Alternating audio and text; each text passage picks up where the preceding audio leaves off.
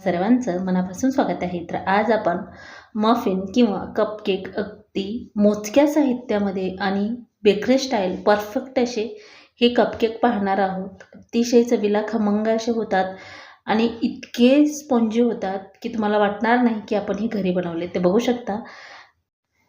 आपण हे कपकेक अगदी मऊसूत असे स्पॉन्ज असे हे कपकेक पातेल्यामध्ये बनवतोय, तेही बिना ओव्हनचे.